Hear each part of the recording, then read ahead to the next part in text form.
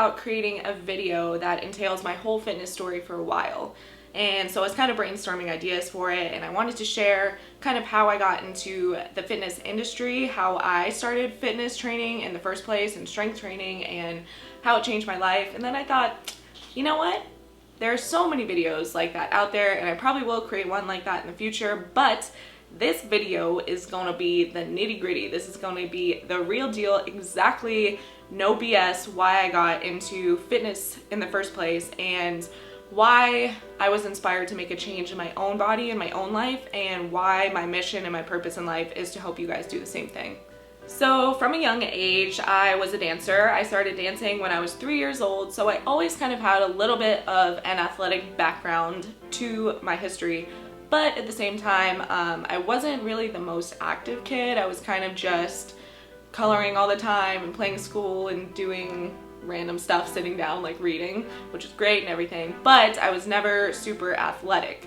So fast forward to elementary school, it was around the age of 7 when my parents actually got divorced. So when the divorce happened, I was still young, so I really had no concept of what divorce was, what love or family even was in the first place. So that was the first thing that happened in my life that was kind of like, oh, okay, things aren't always going to be as stable as I expect them to be.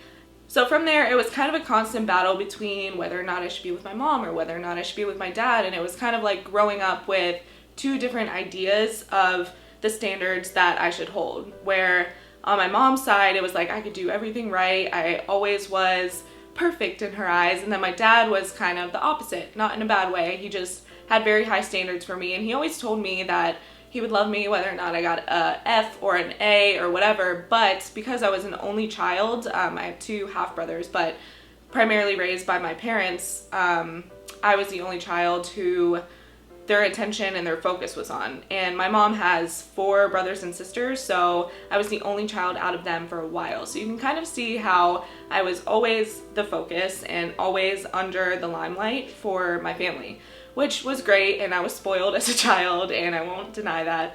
But it kind of put this pressure on me to always succeed and always be successful no matter what I did.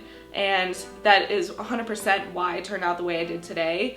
But at the same time, living up to those expectations all the time was a very hard thing to live with. And mind you, these are not expectations that anybody in my family ever placed on me or ever voiced to me, but as a child, you always just want to make your mommy and daddy happy, so that's what you did. Like, I would just try to get great grades in school. I would always try to be like, bring home a report card and show them, and I kind of based my value and my worth off of what other people thought of me. So from a young age, mind you, I was probably like 8 or 9 when this was going on, I kind of had that idea that in order to be loved, I need to perform in a certain way. So in elementary and middle school, I was kind of transitioning back and forth between living with my mom, staying with my dad, and then it was in middle school that something happened that would drastically change my life forever, the way I viewed my body, the way that I held standards for myself, and I was actually sexually abused by my friend's father when I was in middle school. And this is something that I haven't shared with really anyone besides the people that are involved with it. The guy's in jail, whatever. He actually passed away in jail. But I feel like this is important to share with you guys because A, being vulnerable helps me grieve and get over it, because it's something I've held dear to me, not dear to me, but close to me for years and years of my life. But it also inspired me to make a change. But before that, after that happened, it kind of shattered my world in a way, because without knowing it, looking back on it now, I'm able to tell, but at the time I was not aware of how much of an effect it had on the way that I viewed my body. And from that point, I never really felt like my body was my own. I felt like my body was something that other people could use in order to feel good. I never felt like I could make myself feel good. It was always just like belonging to somebody else. That coupled with the expectations that I had to live up to, and I was constantly just like striving and reaching to be loved by someone or something or whatever. So after that happened, fast forward to high school, and I was put into a bunch of bad relationships. They weren't necessarily bad guys, but at the same time, going into a relationship and not respecting yourself and not respecting your body kind of is a leeway for other people to treat you as they will, to take advantage of you, to know that you're kind of like their, they can just walk all over you all the time, which is kind of what happened. And I let that happen because I didn't have respect for myself, because I just thought, okay, this is how life is. Like, people use you, people just abuse you, and it's totally fine.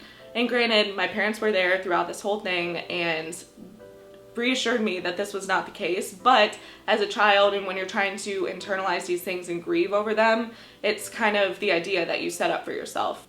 So after my parents getting divorced, and after being held to these high expectations for my whole life by myself, and after feeling like my body was never really my own and I was going through all these terrible relationships, it was around the time that I was in college that I was like, okay, Julie, something needs to change, because you ideally have the perfect life from the outside, because I was smart and I always got straight A's and I always had boyfriends and I was a dancer and I was doing all these things. But at the same time, I was very insecure, and I always held this self-doubt about me that I wasn't good enough. No matter what I did, I would always just be used and abused, and I had to constantly strive to be something in order to be loved. After going through all these things, it kind of led me to a point where I had no other choice but to start loving myself and being comfortable in my own skin. And I'm a firm believer in the fact that people should never be victims of their circumstances. So for me, I was like, there's no other way that I'm going to live my life than to overcome this. And at the time, it wasn't like, oh, I'm going to overcome this and hopefully share my story one day, because I never imagined I would have the platform to be able to do that. But I know that there are hundreds and thousands of girls in this world that have been through similar situations, which is why I felt the exact need to share it. All these circumstances that happened to me allowed me and inspired me to make a change in my own life. I started strength training because for the first time in my life, I felt like I could take control of my body. I had the power to make a change, and my body belonged to no one but me. And that was the most empowering, freeing feeling I've ever felt in my whole entire life, which has kind of carried me throughout the past few years since I started weight training in college.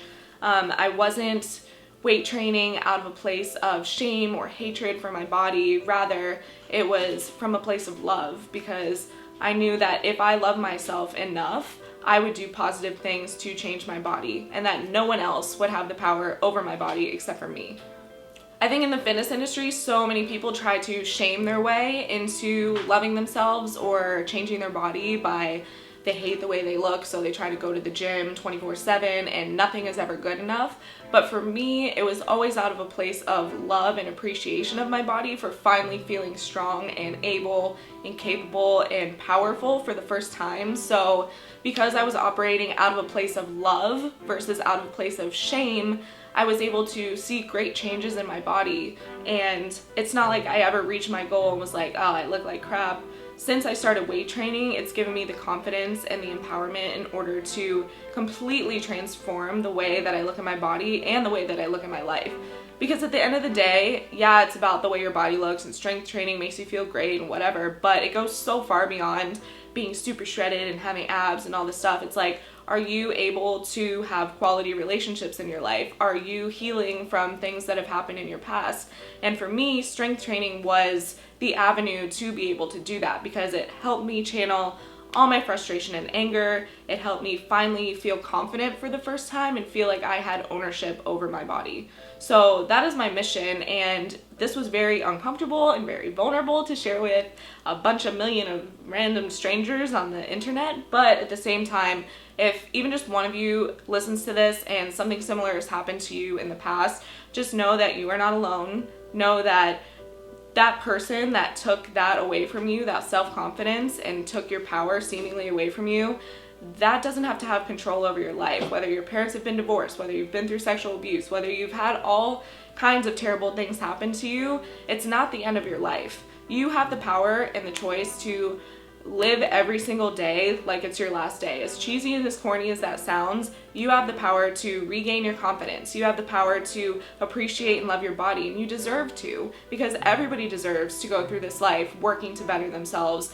And it's gonna take hard work. It took me years and years to do this and to finally be able to share this. I mean, all this stuff happened in my childhood and I'm finally just talking about it, but if I can do it, you guys definitely can do it. You just have to have a positive outlook on life, and there are going to be days that suck, and it's okay to cry and it's okay to grieve over it, but it's not okay to stay down. So whether it's strength training that helps you get over that, or anything else positive in your life that you can channel that energy into, just do it, because you deserve it and you owe it to yourself to not let someone else take anything away from you. Just regain that power back for yourself. And I love you guys so much. Mwah.